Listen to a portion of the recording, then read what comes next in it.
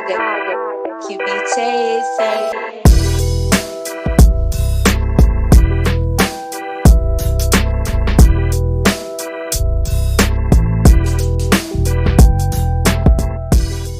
Good evening, listeners, and welcome back to another very special episode of the Matter Mentality podcast, where we talk all things training, nutrition, and psychology to maximize your performance. Today, I am joined by a very good friend, colleague from across the pond, gracious host in our travels, the founder and host of the Captains and Coaches podcast, and the basis of this chat today, his current field of study is going to allow us to really expand a deep and missing link, I think, in the coaching realm, especially the physique performance realm. And we're going to hopefully fill in that gap today for all of you listening at home. I'm, of course, talking about the one and only Tex. Sir, how are you doing? Thank you for joining us on this cold Texas morning. It is nice and early for you guys. We're at literally other ends of the time spectrum here. So thank you for jumping on nice and early. Yeah, howdy, good morning. I know I'm excited. I love the mornings versus the evenings. Yeah, right in the middle of lacrosse season, so evenings are blocked up, and by the time I get back home, I'm out. Gave everything I got to the day. So, yeah, excited to get started today with this. Man, it's it's crazy how quickly time's gone. That sounds like such a I filibuster know. conversation, but it feels like we were literally just at your house like, a month ago, and we're already in the process of planning trip one this year and then looking at the consecutive trip two. So we'll actually be doing the December mastermind this year, which we've never done yet. So we'll be doing the December mastermind, experiencing America in the winter as opposed to the summer. So Ooh. yeah, we're in for a nice little I guess you call it East Coast winter treat. Um but it's just crazy how quickly it's all flown by. Like it literally feels like we were just at your house exploring Austin, sweating bullets, seeing cattle ride down the main street, and Yep. now it's literally the end of February. Yeah, yeah, dude. August in Austin, in Texas is not an easy feat. I mean, we're pushing 100 daily. High school football is in session. They have to practice at 6 a.m. or else they won't be able to get it in. The days of two-a-days are gone. I don't know if your population knows what two-a-days are. They That's should. two practices in one day Yep. in the heat. Now they've adjusted it, and yeah, you're right in the thick of it. So, I mean, y'all survived it, and we had, I mean, basically barbecue every day. I think I gained 5 pounds when y'all were here. So, Oh man, that flight home was rough because we literally left was it Jimmy's, no, what was it? What was the barbecue? Black, oh God, what was the name of it? Terry Terry Black's. Black's, that's it. We left there after a Yeah. sensational feed and went straight to the airport and just basically had to hold that in for a good chunk of time. Oh, Um, but meat sweats. oh, meat sweats, upset but very satisfied stomach, very heavy trip home. But you know what? It was worth every bite. It was unreal. But as we were sort of talking about, like time has gone very quickly. But in that time, you have been accepted into your third stint at the home ground, Marymount University, and you are this time accepted into your doctorate program in education. Now, the reason why I think that is important is because what we're going to talk about here is literally the reason that you are going back to this program, in my opinion.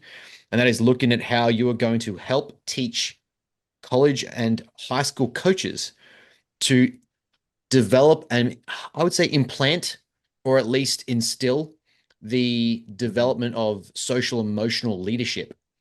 Or should I say, they are going to be developing the leadership qualities to teach social emotional development to the athletes. And to me, that is something that is heavily lacking in my realm of coaching that I wish more people got around and understood. And that they were aware of, what it actually means to be a leader and a coach of any age of demographic, any population, any team size. But what I want to start with is what drove you back to Oof. tertiary education for a third time to get that doctorate? Man, I'll tell you this, dude, and we mentioned Terry Black's, and that that was the last place I had a meal with a buddy. So what drove me, I've always thought about it and circled it. And then a friend I grew up with, basically across the street in the same neighborhood, and we started a lacrosse team together in my hometown, Texas. Have mentioned that story too many times on podcasts, but he was a part of that journey where we had 10 dudes. He was one of them. And then I went to college to go play at Marymount. And then 2 years later, he was one of the little brothers, right? His brother was my age. He was always part of our crew. So I went to university. 2 years later, he traveled to university to be on my team again. So we were neighbors and teammates for life. And then started my coaching career. He was one of my athletes, and then lifelong friends. He met his wife at Marymount. They've got three beautiful children. And then in September, after you and I's trip, and he and I had his last meal when he was in Austin. He lived in Houston. He tragically passed away in an accident. I remember seeing that. So it's like, dude, what? Yeah. He had everything. He had a beautiful wife, beautiful family, and just tragedy struck, and that shook me to my core. Like a part of my life for 30 years, just best friends. I was in his wedding, and then you get into the negative spiral, and it's like, dude, he had everything. I Hmm. have nothing. I don't have a family. I don't have this. I don't have that. So I'm trapped in this cycle. So the I got to change. I got to fight. So what have I always talked about? And he's just a motivational force. And if he saw me putting on a mask as a leader, he'd have a sidebar with me. He'd talk to me and tell me what's working, tell me what's not working. And that's a true friend. That's a true peer. That's a true leader to have in your corner. And I mean, he was fearless. He did so much. He accomplished so much in his life, and I needed to just take on that energy. So that was the push to go back. And it was at my alma mater. I had 2 degrees previously from there, so it's like, all right, I'm going to go. My university is offering a program that I feel will skyrocket my career and help me have the impact on the world that I want. I've had it circled for a long time.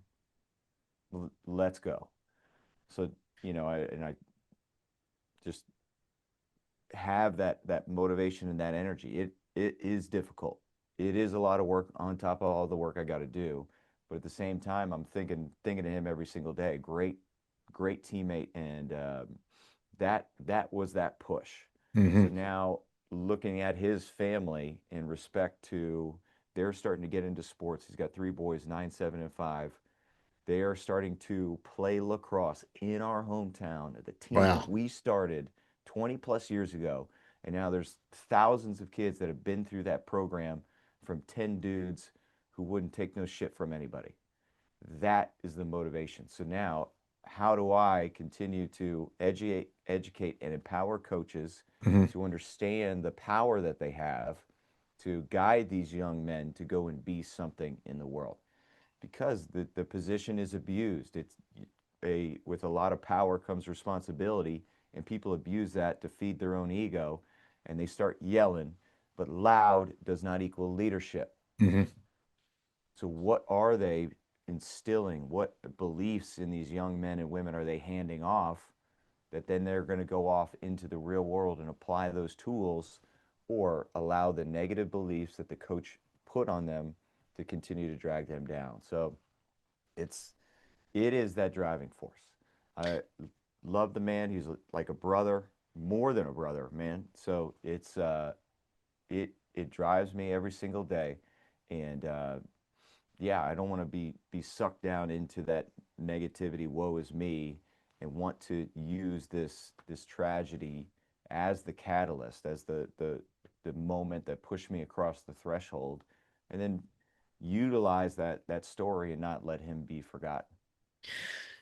And the first thing that comes to mind when I hear that is a unique similarity between us is, and I think this is a trait that comes heavily from, I don't want to say from sport, but I think in the right scenarios, because I know, your catchphrase is sports don't teach lessons, captains and coaches do, hence the title.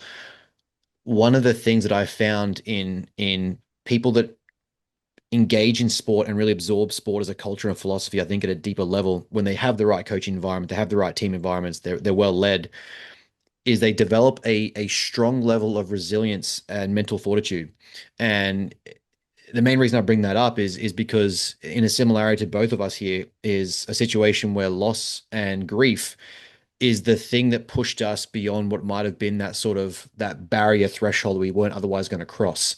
And I remember I did the first ever vlog episode of my first my season back in 2022 when I competed on stage, and the videographer really got it out of me. I'm very emotional and exhausted, hungry, and obviously it sort of just it. I didn't have the filter to stop it. It sort of came out, and it was this explanation of how, although I lost my dad, it was the losing of him that forced me to recognize what I actually was meant to do, what I was actually supposed to do, and how I was going to use this suffering to make things better, both for myself and for other people, and try and use that to honor the sacrifices and the hard work and the lessons that he instilled in me.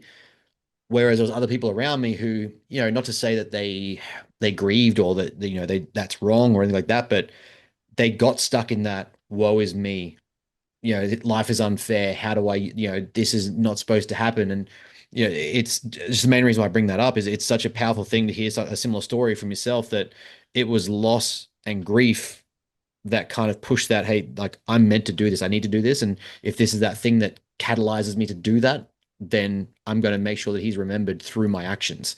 I think it's a very powerful trait, or at least ability, that I notice in athletes, whether it's former or current, that had that ability to do that. I'm not sure if you've also noticed anything like that, but I've seen it in many times where that sort of psychological adversity, those with some sort of intense athletic background or driven athletic background, sort of have that skill to do that.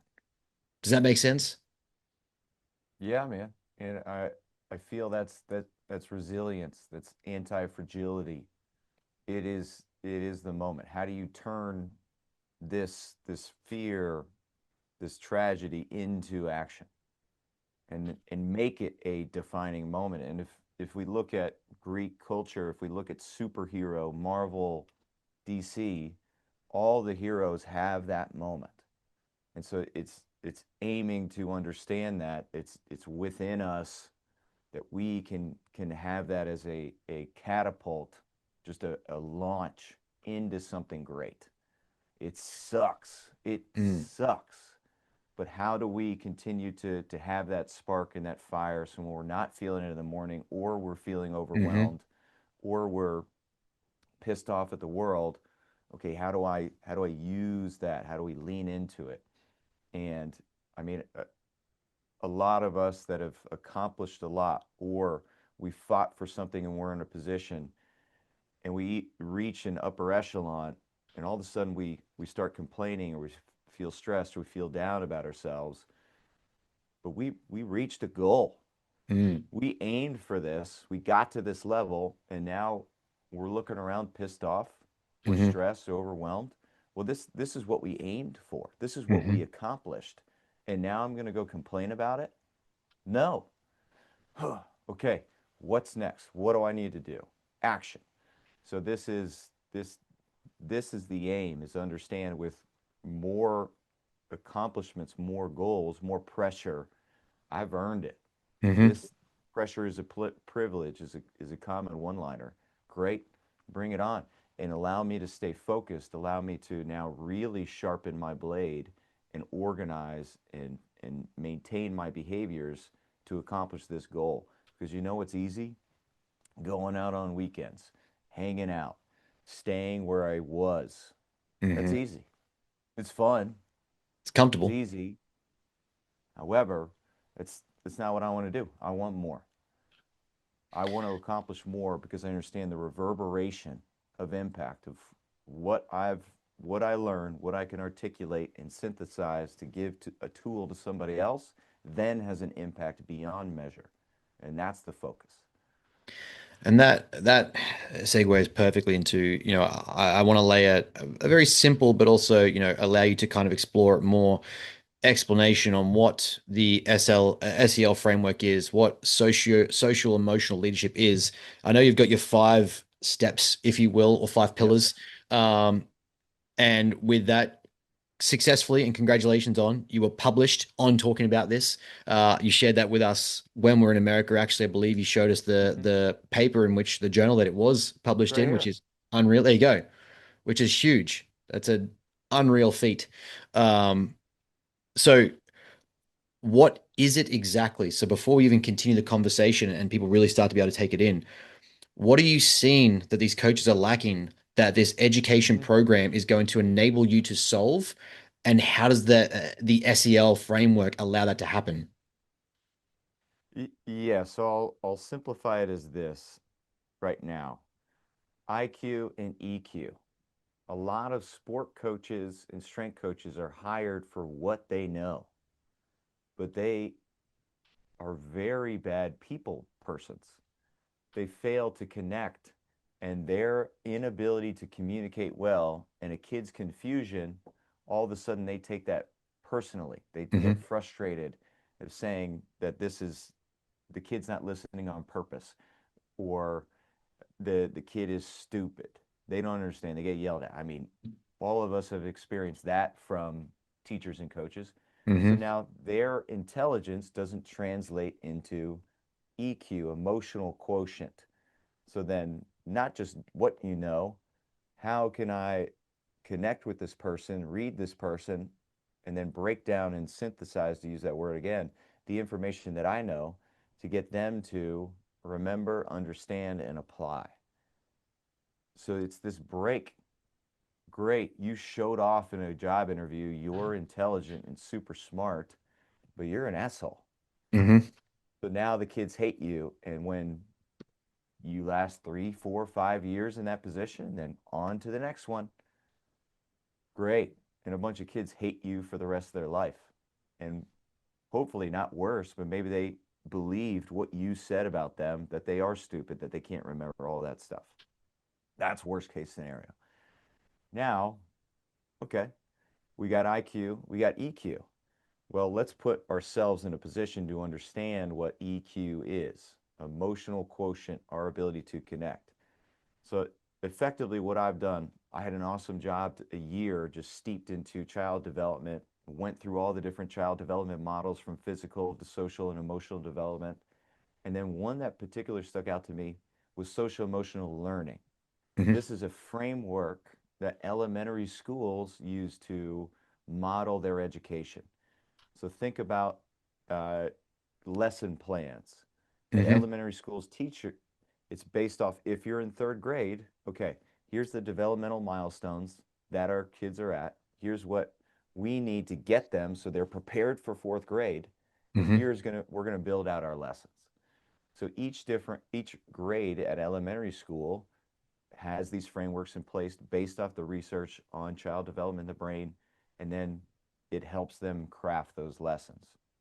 So now, learning those and then milestones within the social development of kids and the emotional development.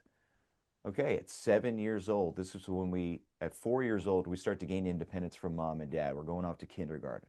That's the tragedy. It's the end of the world, right? For probably the parents.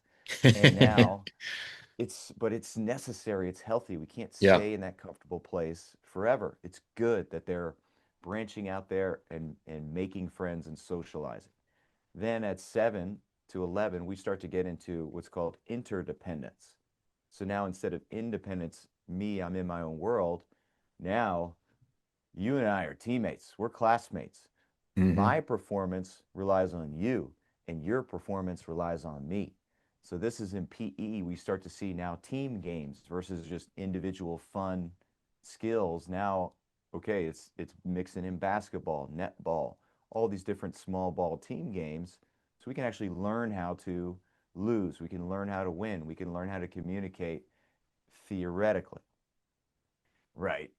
So now that is social emotional learning. And there's Hmm. 5 components of it. We have self-awareness, social awareness, self-management, which is big for elementary school students. Then you have relationship building skills, and finally responsible decision making. So I learned all that and built a coach's certification framework, professional development for a child development center franchise here in the States. Awesome time. And then all these light bulbs started going off for me because all these lessons, I've coached high school kids, I've coached college kids, I've coached professionals. They are missing this. They're Hmm. bad teammates, or they have tempers that they cannot control when the tough gets going. Okay, well, let's just go back into the bag. What are the lessons that these elementary schools are using to teach this? These kids that I had conflict with, I'm living in a small town. I know the families. They miss that lesson. Divorce, moving, conflict, just family stuff going on. Well, there was a fission in their brain that prevented them from absorbing that lesson. So now, 10 years later, it's manifesting as a problem. Okay, guess what I'm going to do as sport coach? Guess what I'm going to do as strength coach? I'm just going to go back to the drawing board. Let's pull from the tools that are taught at elementary school and start to help them teach this. In my mind, the parents are the first line of defense for a child to go off to be a awesome person and kick ass in society, and the Hmm. coaches are the last line. We are the last line of defense because professors don't care, bosses Hmm. don't care, corporations don't care. We are not getting paid enough to not care. So we want these lessons. We want them. Our payment is when we see them 4, 5, 6, 10 years later, and they come Mm. back and they give us a hug and they say thank you, and we get a firm handshake from dad, and feel great about it. I'm getting goosebumps thinking about all my interactions. That is the payoff we're going for. So social emotional leadership, leaning into self-awareness, social awareness, self-management, impulse control, relationship building skills, which freaking teenage boys are terrible at. And then also they're told about responsible decision making. So Yeah. helping them understand all these components and then working that into the weight room, working that into sports practice at particular things. So it's not taking away the time that they have to develop their skills. It's finding moments between the whistles to work on social emotional leadership development. The huddle before practice warm up. Okay, this is where leaders lead. I have everybody in one big circle, and then at the start, I'm leading what to say. Eventually, you see me fade back throughout a season and then have the captains have particular scripts until they feel confident and comfortable enough of what to say. Mm. And then teaching them a lot of the self awareness. I gifted them all pocket hand mirrors, like beauty. You open it up, you put your makeup on or whatever. So I gifted all these guys these leadership mirrors so that they start to look themselves in the mirror like, okay, I'm mad at this freshman for doing this. Well, I am actually doing that. Example I'm going to give is side pillars, dead bugs, these trunk developing stuff during our warm up. It's necessary. If we want to go fast, we need a strong trunk. If we want to be able to absorb contact and keep going, we need a strong trunk. So now, if we're doing pillars and I see captains complaining, okay, where's your pocket mirror, right? And they can't get mad at a freshman complaining about going getting water and doing what they're told if Hmm. they're complaining and acting 7 years old and have an age regression when they're asked to do something hard. So then also social awareness, helping them. I lean into the captains a lot, helping them understand to read body language. It's not just what I say, it's also my tonality. And stole this from our mutual friend, Vinny Maltz, who's the man. He's a One of weapon. my favorite coaches of all time right now. Love Vinny. Yeah. Tone, target, and timing. young men to awful tone. They don't know how to control the volume of their voice. So they're being nice, but they're digging right at you and yelling at you like a dog that did something wrong. So helping them understand, okay, social awareness. How did you say it? And reading the person in front of you. Did they get scared? Did they go back? Did they just put their head down? Did they ignore you? Did they try to fight you? All important information. It's not just what you say, it's how you say it. What's Hmm. our end result? So getting into that, and then, I mean, impulse control. Holy smokes. If a kid cost us a penalty in a game, they're done. That's inexcusable. So we can't allow tempers to get into that.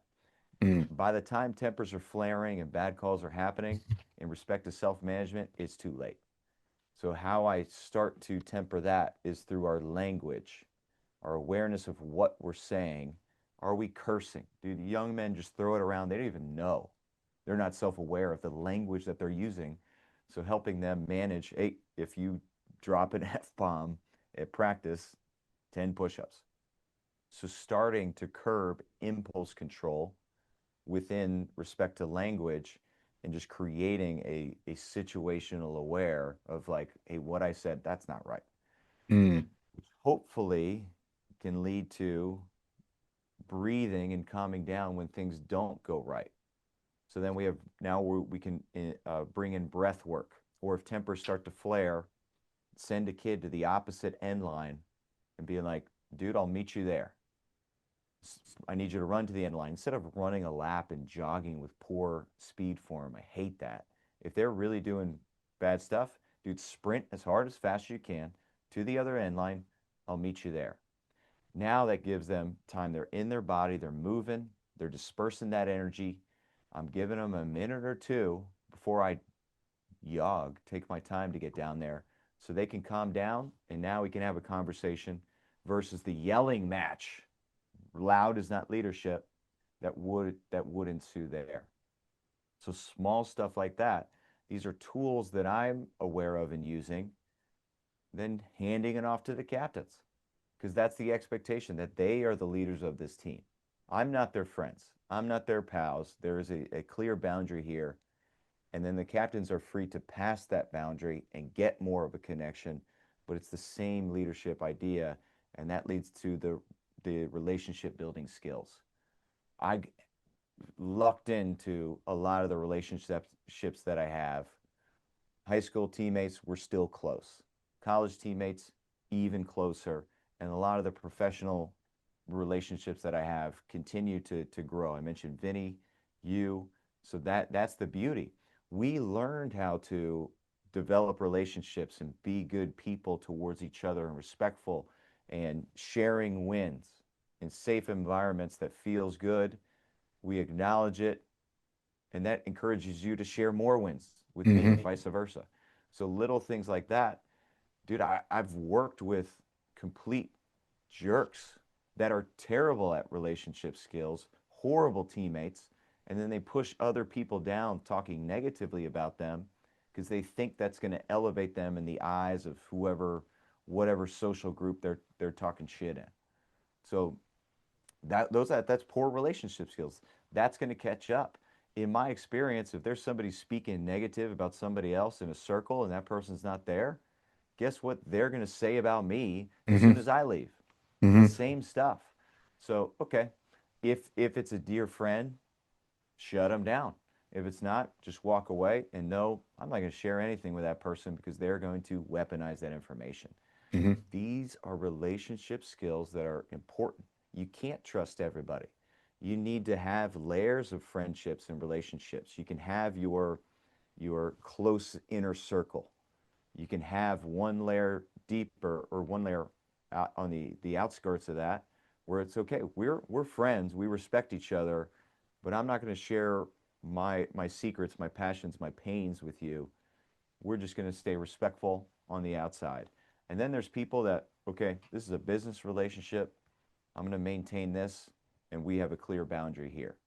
It's not everyone is Mm. my passionate, deep inner circle friend. They're not in my T-Mobile top five. I don't know if you had that in Australia, but Don't think we do. You know? Okay. Well, I bought 10,000 minutes on my cell phone and it doesn't count against my top five. Something to hold on to. So, and then that leads us to responsible decision making. I I've made plenty of stupid mistakes in my lifetime, and especially as a college athlete. But one funny story is I had two college coaches. My first college coach, he was very Texas football, yell at you, just make you hate yourself to push harder, shame. And I was used to that. I thrive in those environments where people reflect what my inner thoughts do, which is negative. Hmm. Not a healthy place to be. But I thrived in that as an athlete. So now I was used to it, but a lot of my teammates that were coming from prep schools and private schools and East Coast lacrosse in the States, they weren't used to that. They were the best players on their team and praised for it. I Mm. was the worst player in a lot of my teams and told exactly that. So now they met this coach and they started to hate themselves and they did not quit because they didn't want him to be right. So they spite played instead of spite quitting. And it was a really toxic environment, but it brought us together. Trauma bonded us as teammates together against this enemy. That's not what I wanted as a coach. It did work, however. But I say all that to say responsible decision making. Coach would have this game. It's called Good Idea, Bad Idea. So on Monday morning practice or Monday afternoon practice, whenever it was, he'd come in and start the day. All right, let's play a little game. Good idea, bad idea. And then he would read off a report of what someone on our team did that was handed to him by athletic department, campus safety, something. And then we'd in unison just be like, bad idea. And he'd be like, you're right. On the line. You were wrong. You are right. You are wrong. And on the line. And then eventually throughout the season, it's just my freshman year, I was very yes sir, no sir, do as he said.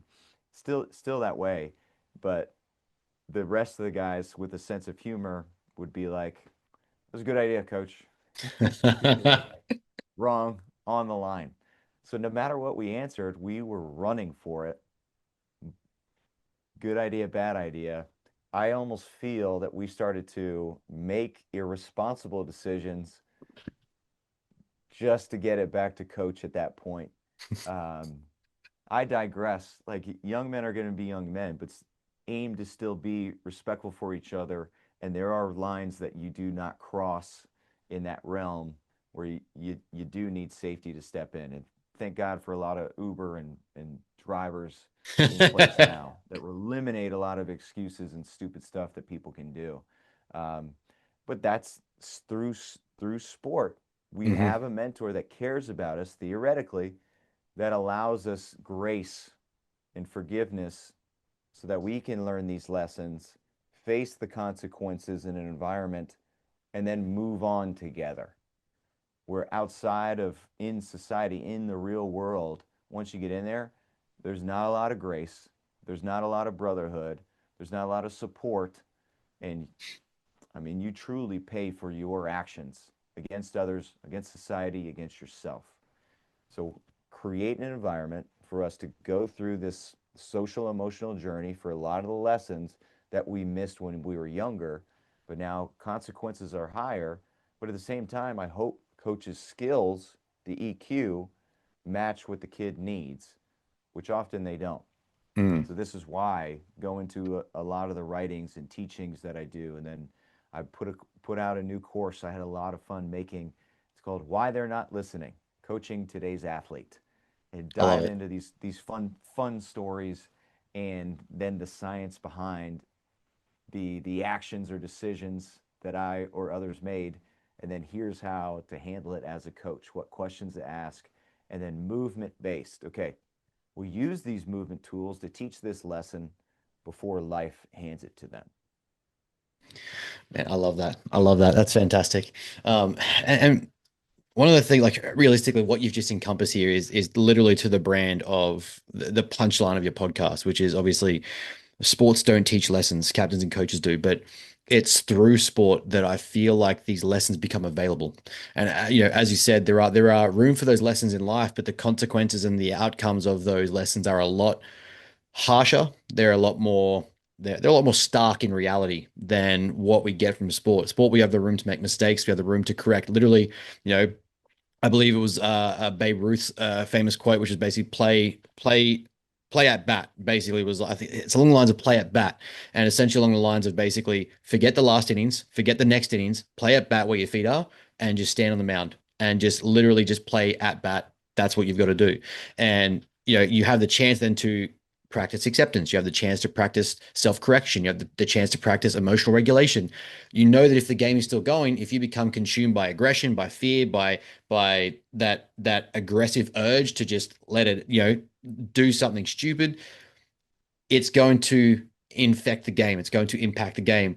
You need to learn to self-correct. You need to learn to regulate in real time. You need to learn to assess the play whilst the bad thing happened. You need to look at what is happening as things are taking place. All of that teaches you in real time. And this to me is where I started to develop these profiles. I believe we spoke about it before, maybe even in person, where I'm noticing the differential in populations now, especially as the younger generations coming up. Actually, even in some older populations, when especially on the business side, when I've done mentoring, I've done management, I've done leadership, there are people that have played competitive sport and there are people who haven't. And in that, you can also see those who played sport for the growth and the high intent of striving towards the outcome versus those who kind of just did it for fun. And not that the fun's bad, but simply like it was just kind of like a way to pass time on weekends. But those different archetypes have become so much clearer to me in just everyday interaction in life. You can spot the people who've been coached well, who've played good levels of sport, but played competitive sport with the intention of growing and learning and trying to achieve or improve themselves, get better through sports, through those coaches and lessons. It's become so aware to me when I see these people, these different archetypes in real time in populations in out in public.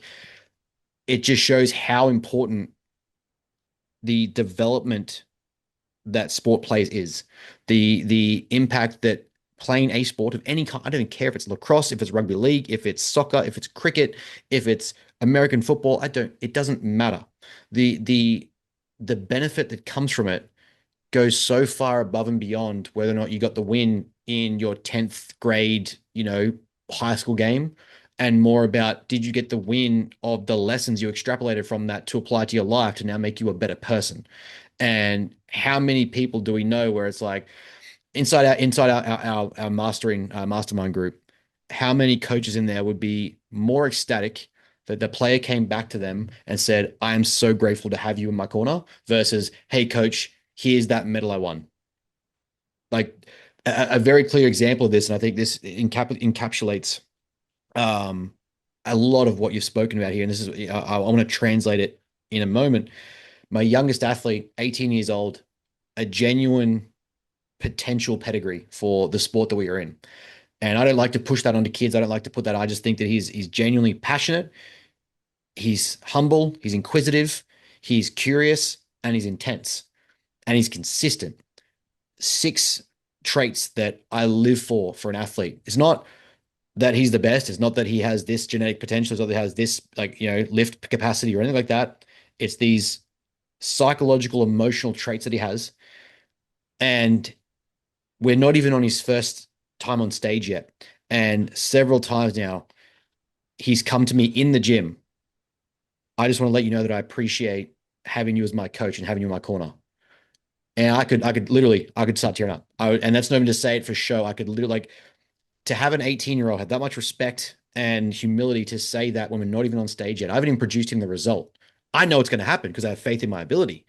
But the fact that he can acknowledge that, to me, so far away from his first show even finishing, and understand the bigger picture of what I'm trying to build in him and what I'm trying to help him build, the tick that gave me on an emotional fulfilling level, give me 50 more of him and I'd take over the world. That would be I, in terms of athlete client sense, I could not ask for a better individual at such a young age. But to have that statement, like to get to the point there, was that it's not even just about lacrosse. It's not just about a particular sport. It's that this is our role and our legacy as coaches. And this is the impact and responsibility that we have in the young men that we're shaping and the young women that we're shaping. I said to him, I think you'll be proud of this. I was proud of this. But there's some issues going on at the gym that we're at. And I sort of said to him, like, look, the one thing I want you to promise me is in all of your future endeavors, in your journey, in our journey together, whether that lasts the duration of your career, I have no intention of ever getting rid of you. But all relationships come to an end at some point. The only thing that I want you to maintain in your career is that you remain humble, you remain curious, you remain passionate to the process and the vision, not arrogant and egotistical to the outcome. As long as you focus on becoming a better person on behalf or because of the sport and what the sport has been able to teach you through people like me, but others that you'll surround yourself with, then you will be a successful athlete. He thanked me for that, and we haven't even got on stage yet. If that to me is, and this was kind of, we spoke off camera about how I wanted to fill a gap here about, your blood, sweat, and tears lacrosse. And I'm sure you've had 3,000 conversations about how this model fulfills lacrosse and coaching. But I've noticed this gap in all realms of coaching. I've noticed it, especially in our physique. Physiques, we're already egotistical. I'm not ashamed to say it. We're already, it's a self-perpetuating sport. It's a self-display, egotistical sport. You get on there and, hey, look at this, look at me. That's literally what we're doing. I miss my competitive days of playing field sport, but hey, injuries occur, and this is the passion that I have. But if we're not teaching that at the youngest age when people come into this sport, then ego, arrogance, and let's say confidence takes hold, and that social awareness isn't built, that self-management isn't taken care of. We're not getting the responsibility that we have at a young age to become a better person, to impact society at a better level. And to me, it's just like that's such a missing piece of coaching in, you could say, lead. Actually, it's a missing piece of leadership, which is, ironically, the exact title that you are trying to develop in these coaches. And I don't think people grasp when they put on the C, they wear this and they call themselves coach, the level of social, emotional, psychological development that you're bringing to that individual you're working with, whether it's a team, an individual, whether it's a multidiscipline sport, whatever it might be. There is such a responsibility to wear that C and impact people at a level. And I just see it consistently now being a missing link in a lot of programs, systems, one-to-ones, face-to-face. It doesn't matter.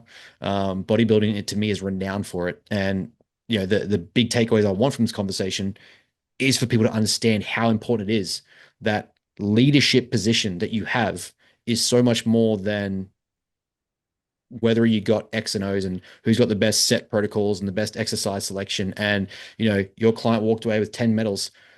In bodybuilding, no one cares. There could be two people on stage and you got a medal. Cool. That doesn't mean anything. Did your person walk away with a better attitude, a better sense of growth orientation and growth mindset? Do they walk away thinking I can improve from this? Or do they walk away thinking, look at me, I've got a medal around my chest? Stark differences in personalities, in people, in profiles that you are developing.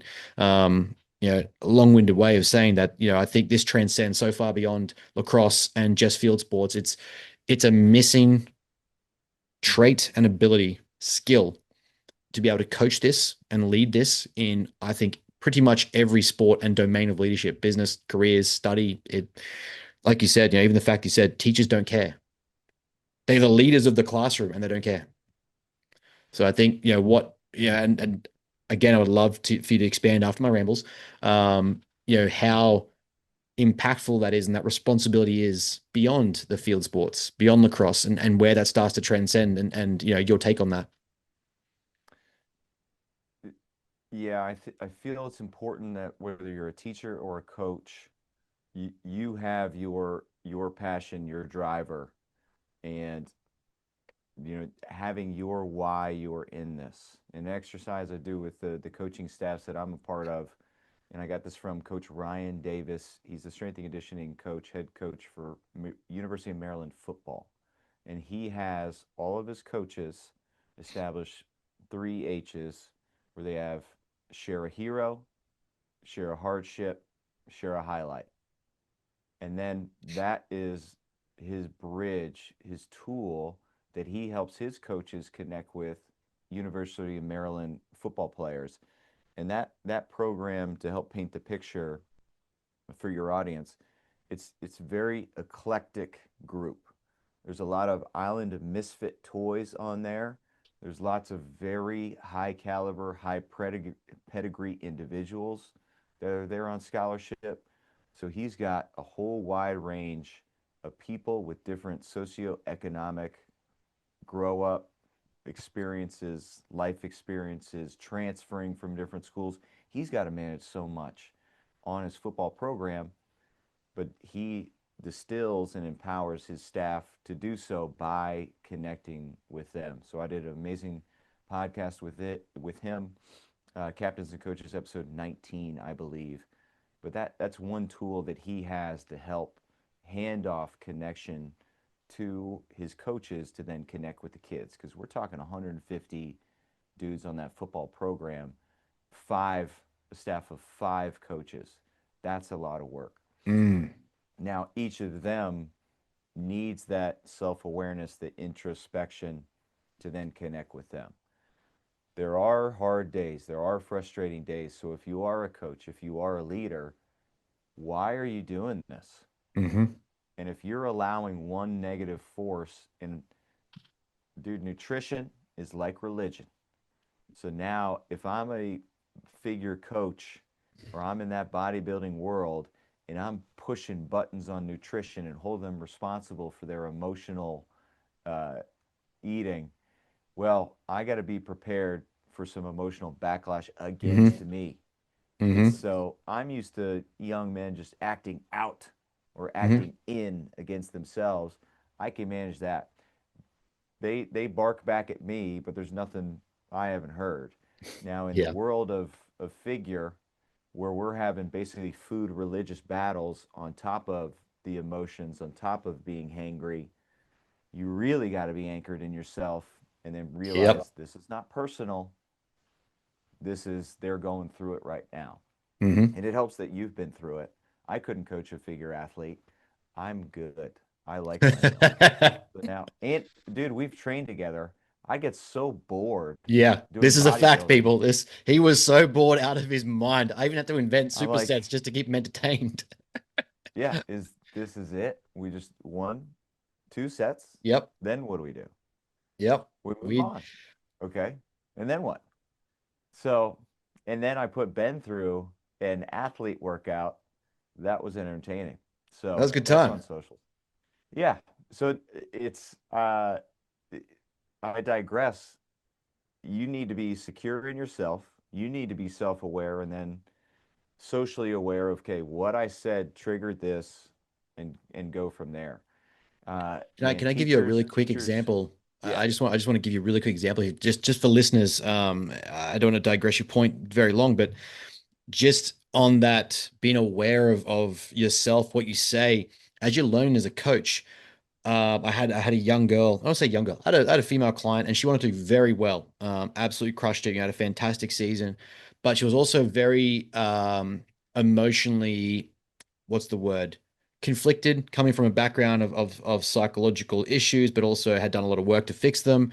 And obviously, when you're in prep, you're very emotionally deprived. Your filtration and prefrontal cortex is not working. You know, we can get to the neuroscience of it, but basically, you know, food's deprived, glycogen isn't there, glucose isn't there, the brain just doesn't work. And I was testing some looks, you know, trying certain carb load strategies, certain fill up strategies, certain food strategies, and I was having her send me photos basically every other day. The communication, again, if you want to get into this world, communication at the highest level is back and forward nonstop. That is the name of the game, basically. And one of her looks came back, and I thought, you know, this should be the look that's the one we're going to bring on stage.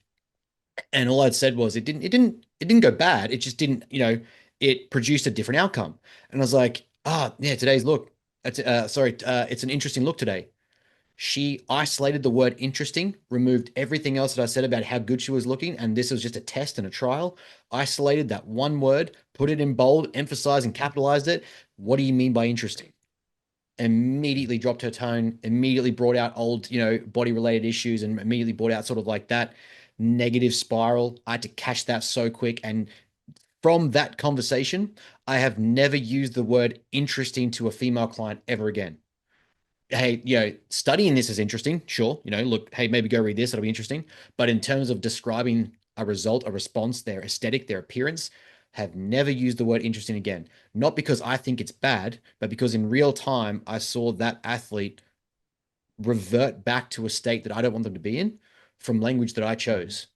The power that I have then to impact that person is my responsibility to, yes, I don't believe we should always tiptoe around and eggshell around. Some people need to get exposed to, like, you're going to hear some things in life and it's not always going to be easy.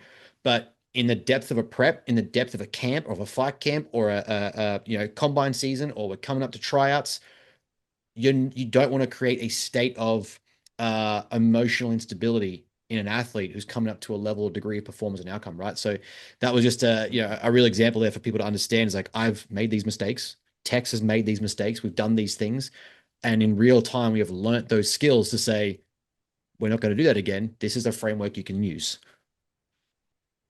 Yeah, and we're willing to learn and hold that mirror up, to use Mm-hmm. my captain's example, versus saying putting it on the athlete and holding them responsible for their emotions. It's like, no, we led them to that.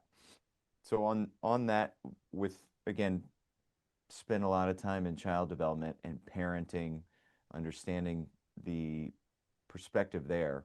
And what the research shows is there's a 30% uh, time that matters. So of the 100% of time that we spend with our kids as a parent, they're going to retain and hold on to 30% of that as the anchors, the justifications, the memories, the habits, the behaviors that they see as normal and take into real life. So you have a 70% grace period to make mistakes, to let curse words slip, be like, whoops. And then, if you do make a mistake, realize, hey, 7 out of 3, and make sure you do close the loop on that and saying, hey, you know, what dad said was not okay. I was emotion. You get emotion sometimes. We got to learn to breathe through that. So ensure that if you do make a mistake, aim to close the loop. Hopefully that banks it into the 30% that they remember and hold on to. I say all that to say this: coaches, we got less time. So if Mm-hmm. 100% of our time, even though it's maybe 6, 4, 2 hours a week with these individuals, it matters. So the words we use now have more weight because we have less grace, Mm-hmm. less time. And that's why certain words we say have the impact. And that 30%, they start to internalize and believe that about themselves. Teachers have to be very Mm-hmm. aware of the words they use. For example, in math class, if an individual is having a difficult time with a problem and a teacher says, hey, come on, this is an easy one, you can do it. Well, what's going on in the kid's brain is saying, this is an easy one. I don't understand. I guess I'm stupid. Mm-hmm. And they start to believe that. So even though that teacher was trying to be encouraging, no, they actually reinforced the Yeah. self-limiting beliefs within the student. Same with coaching. If what we say during film or in the weight room or a throwaway comment, that then becomes their belief. And when I said acting in earlier, this would represent acting in. We start to drive their behaviors where they are obsessing about the details. They're they're losing their temper internally. If they make a mistake, it is the end of the world. It's the end of the game, even though it's the warm up. So now we view that, we can't see it internally, but we view this and reward this behavior where it's obsessed with counting calories, it's obsessed with getting extra workouts in, it's obsessed with doing this or that. And they become perfectionists. That's a form of acting in. It's a form of shame. It's internalized, that they believe they're not good enough. And it's a lot of the external behaviors that we see that we're rewarding as a coach. Mm-hmm. You're killing it, crush it. Hey, be more like Ben. He's doing great. And inside Ben is just dying. inside, and he has to be perfect, has to be this way. And it's just a volcano that's waiting to erupt at some point. And then they explode, and us as coaches will be like, where did that come from? Mm-hmm. Well, we were not socially aware to the point we're recognizing that these behaviors are not good. So any form of acting in, need to get ahead of it. And this is where athlete language becomes important. So we're very conscious of what we're saying, and using that young student as an example, that student internalized the I must be stupid, I don't get it. But if we hear that, I'm stupid, I'm bad, I can't, I'm never going to be able to. Well, it's 8 times greater in their brain. So if we hear those words, we got to jump and immediately aim to reframe it and be like, no, no, no, you can do this. You just need more opportunities. You are smart. I've seen you execute this. We need to take that same strength and apply it to this problem. So that's a form of acting in where they are, and they're not, they're being great teammates. Internally, it's boiling up. But if we start to hear the words, understand it's 8 times worse in their brain than what's being said. So I jump on negative speak. I jump on words as that acting in. So now acting out, that would be I'm showing up late. I'm talking back to coach. Mm-hmm. I'm being a bad teammate. I'm bullying other teammates instead of, Especially if it's out of character. razzing. Yeah. If all of a sudden it's a change in Yeah. character. And there's a difference between bullying and giving a hard time to your teammates. Candor is the word. Banter. Maybe we invent a new word, canter. That's a horse trot Isn't it a between a horse trot movement? and a gallop. I like it. Dude, I'm totally going to run with this. Pun intended. So now a canter is a mix of banter and candor. It's half true and giving them a hard time about it so they can build calluses on their emotions. It's horseplay. CJ Men was on a men regulate podcast. through horseplay. Horseplay. Boom. Dude, we just invented a whole thing. I got to write this down. So, horseplay. Yeah, those are good things. So now I can tell acting in if we're horseplay and all of a sudden the dude snaps and he takes it serious, there's something deeper going Yeah. on. Ben, I'm glad we came to this conclusion that there's deeper layers to this I'm going to explore, but Oh yeah. Send me canter, the follow-ups. banter, candor.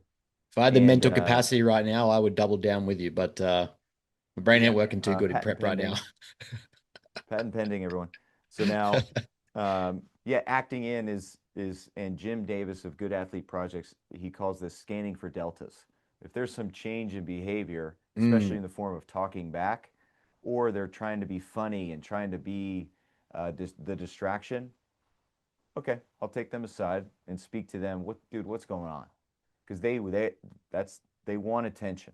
They're pushing boundaries, searching for a boundary for somebody to actually hmm care and show that. So two different things there um, to look for.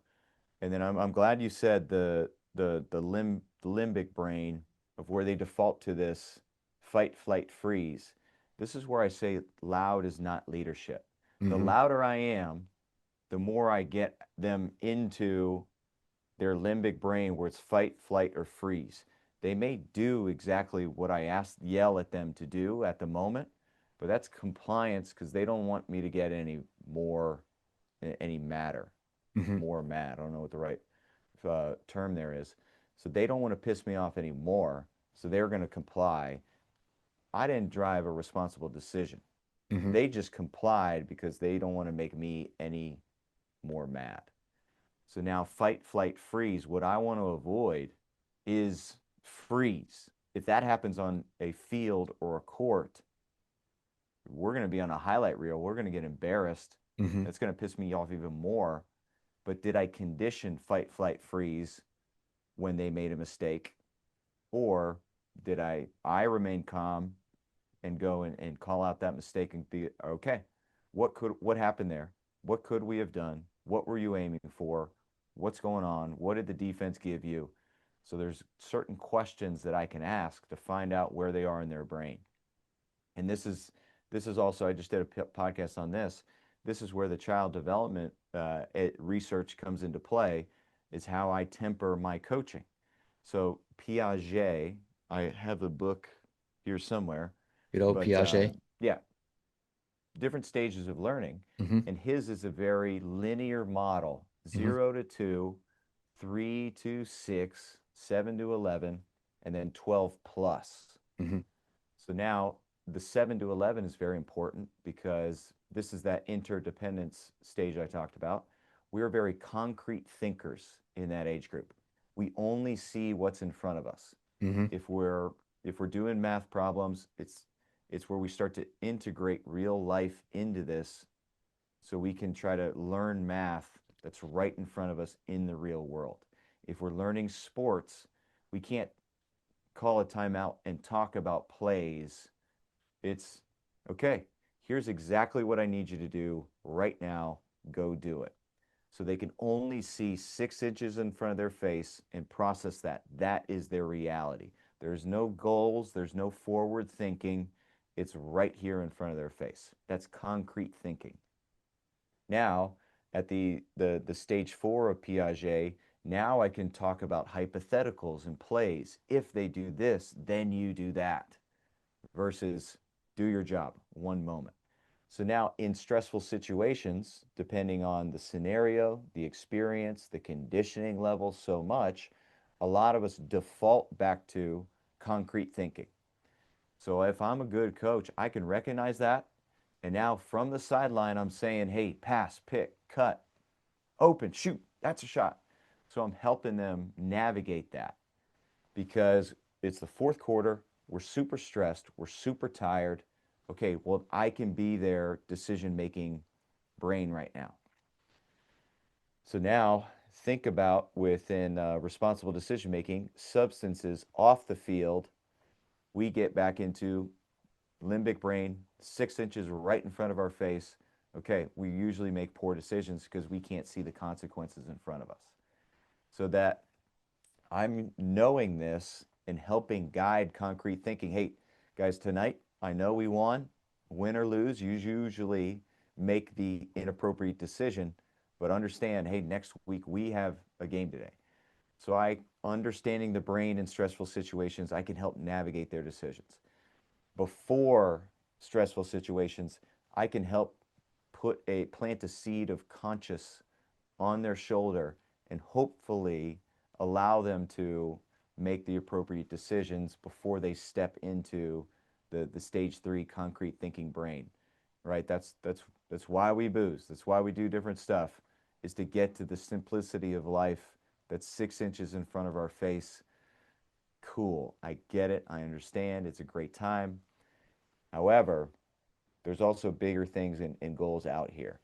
So it's so much of this is all connected, and through intelligent connection with our athletes, we can help them create and see the future. We can help them realize and think 2 passes ahead, 2 moves ahead on the chessboard, and see, okay, here's where I am right now. I'm going to do this decision to do that.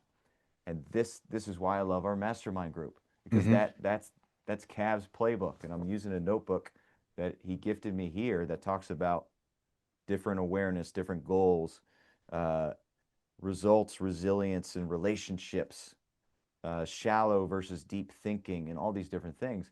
So great coaches help hand off these lessons in visuals and representations. We're not telling them this stuff, we're showing them this stuff, and that's the beauty of it. So all I'm doing here with captains and coaches, I anchor my stuff in child development and anticipate where these guys will go with their decisions, because I was a young man before. I get it. I understand it. Now I know what decisions led to. And I've mentioned one friend lost from tragedy. I've lost a lot of friends from stupid decisions Hmm. too, which is crazy to think that they were in the same boat. And then hopefully that shifts behavior when I share the stories of what, uh, you know, dudes I've lost, decisions they've made. And they've also been heroes. I graduated high school in 2004. right in the thick of the Iraqi freedom war where USA was going overseas and doing what we're doing. So they were high school teammates of mine that then never returned from war. So it's all part of this.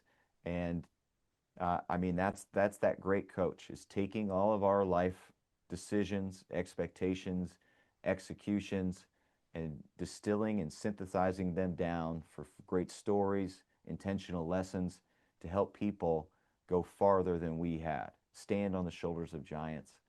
So that's, I mean, that's a big driver. I'm just using child development models to help make these lessons more intentional in timing. I'll What say I this what I last what I note on this. Yeah, one last note is sport coaches. They are super passionate. They're also goldfish. They this lesson right now, I'm going to teach you that, but it's not recorded. It's not anchored in anything, and it just goes away. And then they may teach the same lesson or a contradictory lesson because they're just leading with passion only. I get it. Let's just bring intention and attention to that passion so that the kids are more likely to retain this versus having you just be a high school coach caricature. Yeah, I mean, the biggest thing that I take away from this is firstly, you follow a very similar path to myself, and that's understanding that the X's and O's only produce so much. And we're using psychology, we're using mental states, we're using emotional states to help people unlock or at least reach the level that they should be getting to in both physical performance and development, but also emotional, social, and life development. Our videographer asked me a great question today, and he said, "Do you find as a coach you solve more mental or physical problems?" And I said, I think one thing that a lot of people get wrong, realistically, when you understand coaching, or my approach to coaching, is I solve a lot of mental problems for people or help them solve a lot of mental problems so that they are able to solve the physical problems. Most of the physical problems that we go through, that we see, that we deal with as coaches, oh, this exercise selection, or the gym was busy here. What do you want me to do? Or, I was at home and my wife cooked this and I couldn't stick to my meals. And if I just solve that one fire by just putting the water, throwing water on it, great, I'll put out that fire. But that fire is going to come up again. That fire is going to come up again and again and again. I'm as the 3H method, help, hear, or handle. Am I am I handling it or am I helping? If I'm handling it, I'm not helping you. I'm not actually helping you learn autonomy and agency. I'm not helping you internalize motivation. I'm solving it for you with external pressure. Oh, I've got to do this again. I've got to tell you about this again. If I can teach you in real time the psychological reasoning, the emotional reasoning, the intellectual reason as to why we're doing that thing or how to get around that thing, I'm going to enable you to learn how to think, not just what to think. And you're going to be able in real time to address these issues again. Next time you come to me, it's for more complex issues because we've dealt with that one before. You have that tool in your playbook. You have the arsenal up your sleeve to say, I'm going to use this weapon for this job. And that's what I'm going to do. That I think is probably my biggest power as a coach. And the biggest responsibility I have is, when a young talent comes to us as a coach, very rarely do we need to teach them more specific drills. Chances are what they're needing more so is how do I handle the pressure of being an elite? How do I handle the potential of people recognizing me and go into my ego? How do I recognize that, I have this contract on the line or a scholarship on the line, going out with this group of people that do drugs and partying is probably not a wise idea for my future development. The media doesn't care that you're 17. They care that you're about to make a lot of money and you made a dumb decision that could ruin your career for the rest of your life. The world isn't going to be, what's the word? The world is not going to bend its knee to you because you are on the track to doing something. In fact, I would argue it's going to try and take that away every chance it gets.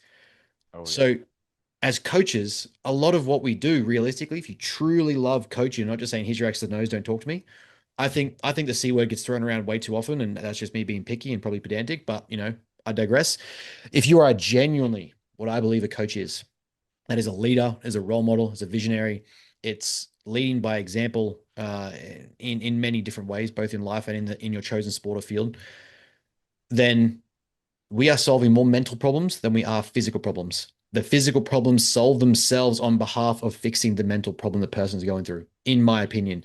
And I think that's a great way to kind of summarize the way in which you're trying to develop that model in coaches to understand, because we recognize, and I think we both can agree that, one of the questions I had here is, are most coaches even equipped to teach leadership and teach emotional leadership?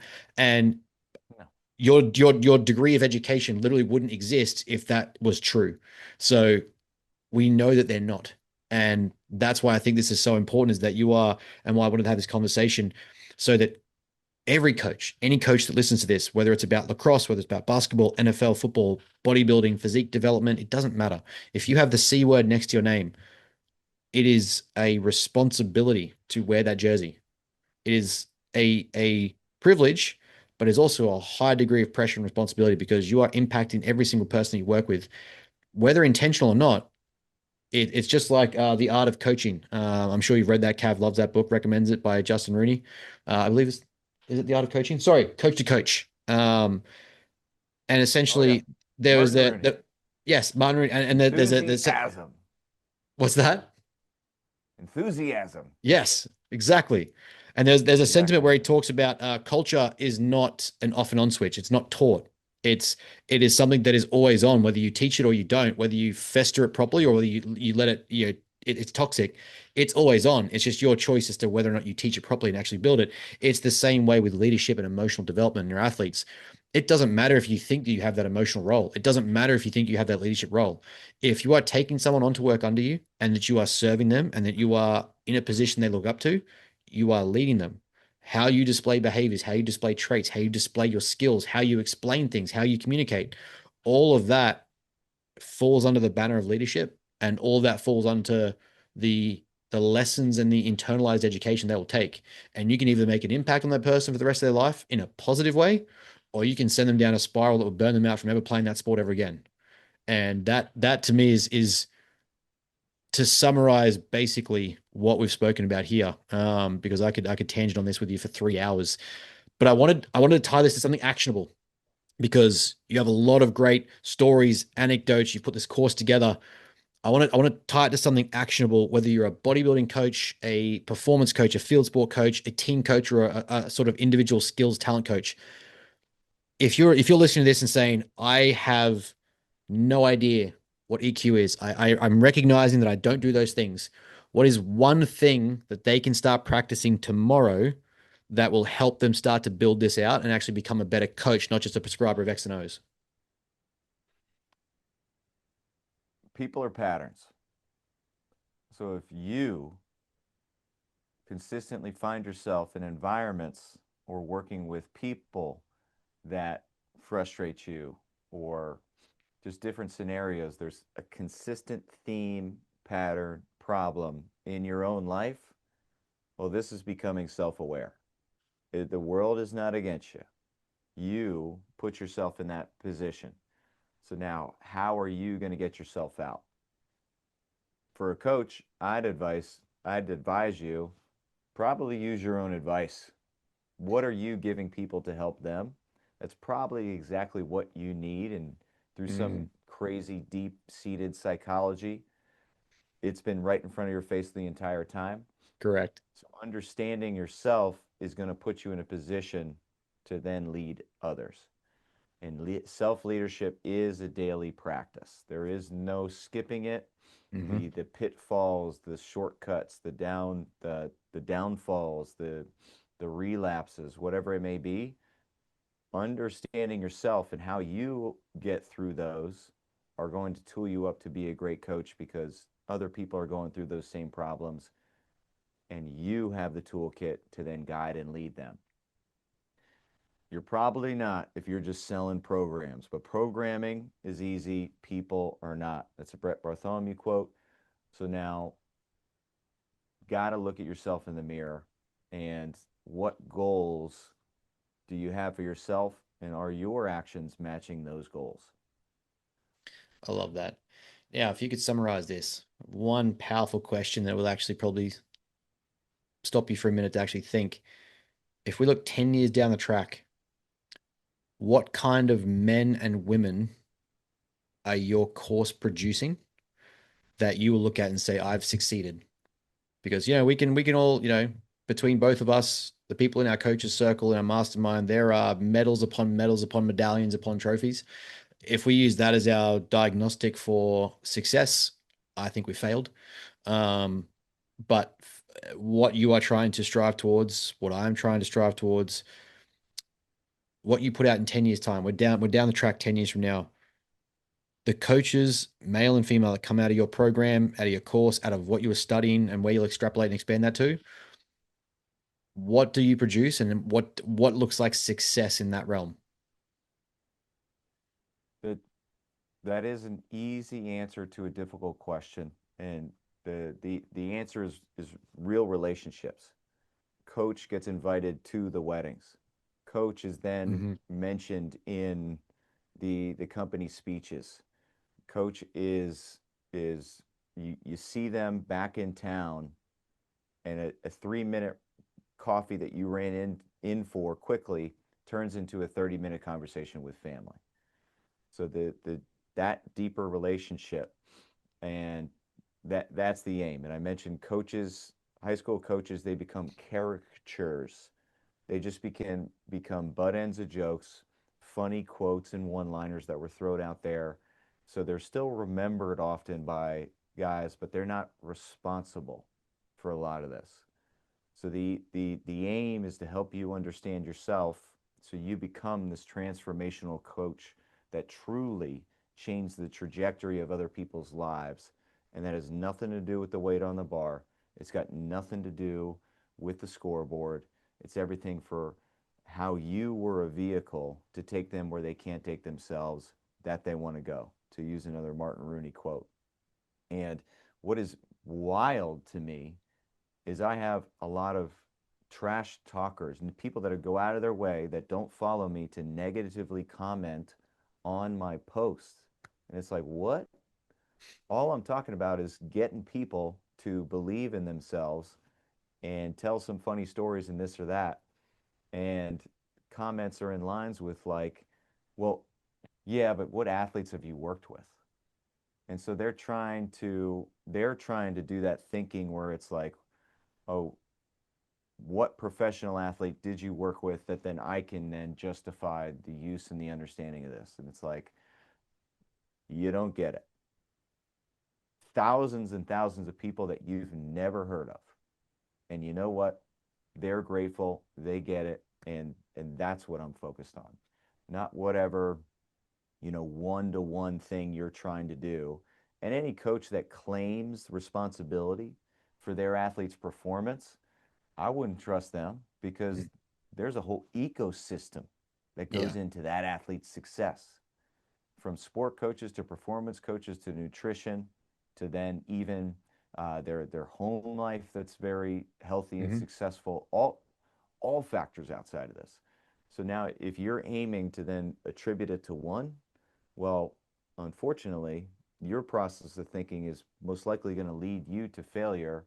And maybe you do have an athlete breakthrough, and now you have your, horse to ride, if you will, to to sell whatever snake oil you're selling. Then hey, good for you. And hopefully people see through you because that's low social awareness. So that person needs my course. I'll say that. But yeah, dude, who these people are in 10 years is going to be leaders out there. They're confident. They're aware of good decisions, good idea, bad ideas that they've had, and hopefully continue down the good idea path, knowing, okay, well, made a poor decision. I didn't get yelled at. I walked it back to the fork in the road and continued down my path towards my goals. Those are the people that we're aiming to create through movement and intention with our words. Man, I love that. A lot. Like, this is again the reason why we want to be in the rooms that we're in, right? These are conversations about legacy and impact, not just who's got the most medals on their chest or the trophies on the wall, or who's got the most signatures next to their name and signed contracts and deals. The funny part is, and I'll sort of end with this as a quick little wrap up. In the same token, I find that those coaches or athletes are outcome focused and purely outcome focused and purely trinket focused. They often, whilst they might win in the short term, they often lose long term. They often don't actually get what is available to them to be learned, inherited, and taken in. The people who focus on the process, the people who focus on real change, the people who focus on making a difference, often as a byproduct, produce the people or help produce the people, the individuals, the athletes, the leaders that go on to win that outcome anyway. And that is something that I've noticed across the way I've tried to build athletes, the way that I've looked at leadership, the way I've seen successful leadership. I am all about outcome goals, sure. But once you set the outcome goal, it needs to become about the process, the why, the meaning behind it, the philosophies, the lessons, the learning. And so many people get caught up in how many trophies I got this season, how many medals did your client get, or how many podiums did you stand on? Great, that's a factor. That's one facet. But when we look at legacy level impact, decade long change, and and adjustment to how the entire system operates or the way people conceive coaching or performance or potential, those people end up being the ones who make that achieve that outcome ironically anyway, or usually get pretty close to it, when it wasn't their intentional focus. Becoming better people was the intentional focus, and along the way they also became better athletes. And that is a distinct difference here that I'm hearing in the conversation that we're having versus what is currently out there in a lot of the market. So I think that, unless you would digress or disagree on that position, I think that kind of summarizes very clearly, especially the room that we are in the sense of the mastermind of people that we like to operate around, and probably what is the standard for us as coaches inside that group that we hold each other to. But also then displays, if you are not thinking that way, perhaps that course might be for you. That that's the difficult thing, dude, is the self-awareness. So now what I would say, if you are a coach who is switched on, you get it, but you're having a challenge to now translate this to your young staff. Mm. The course is for your young staff because Hmm. they just came out of uni. They're Hmm. hard charging. They were a successful athlete. This came easy to them, but now you got to teach somebody that sucks at it. Yeah. Well, let me tell you where it starts. Relating in relationships. You just coaching movement or skill, they're not going to gain buy-in. So I would recommend, and this is where I've had the most impact, is switched on coaches that have staffs that they may not have the time to get them for the EQ to click, or they have not yet developed the skill set to get these kids, I say kids, these young coaches, how to connect because they've got all these other responsibilities because they're the head honcho. So if you're aiming and have a coach on your staff or a team that is struggling to connect and take these kids where they can't take themselves, your athletes, then the course is for you. You understand it. It's going to help you articulate this and drive and push your staff forwards. The challenge of the course, if you're just a wandering soul out there that think you got it all figured out, you're not going to sign up. So that's that's the crux. That's why I'm not a businessman. Well, mate, it has been an absolute privilege to have you on yet again. Look forward to catching up in person again this year. It is always a highlight of the calendar for us. A little bit later in the season this year for us than usual, but by the time we get there, the reason why we're doing December is because I'll have graduated my degree finally, and we're extending out the stay a little bit, as a bit of a celebration after 7 long years of doing this. But we will have all the show notes. We will have where to find you. We'll have the course link. We'll have the descriptors in here and basically everything you need to know to find Tex. Because, like we said, if you need EQ, if your coaching staff need EQ, if you need to understand coaching as a relationship better, go find Texas stuff. Go find the podcast. I'm not some egotistical concern. Don't brag your own podcast on my podcast. The captains and coaches is a fantastic listen and something you all must go listen to. So with that, my friend, thank you very much for jumping on. I appreciate your time. Thank you. Yeah, I look forward to December. My sister lives up in Virginia, dude, so we'll eat well there too. So it's a great time. Yeah, man, I don't think anyone doesn't eat well. The option to not eat well in America doesn't really exist. Oh, there are plenty of options that exist that are not well. We put you guests in a position to succeed, That's and that's true. That is true. I think I've said this. I think going back to the first year we were there, the we lucked out meeting the right people too early, too high, because we just got the taste of good things. We just got the good stuff, and it kind of painted this picture of America of what the higher end looks like, I guess, or the better environments look like. We didn't get the bottom end, I don't think. And so that, it's great for us, but then it also sets a high bar of what the expectation of America is. hey, that's what we do. We raise the bar, pun intended. It's a lifting pun. Mate, thank you very much for your time. We'll wrap it up there, guys. As we said, we'll leave all the notes below. And yeah, make sure you follow and listen to everything that Tech is putting out, especially if you are a coach or in the realm of coaching and sport performance.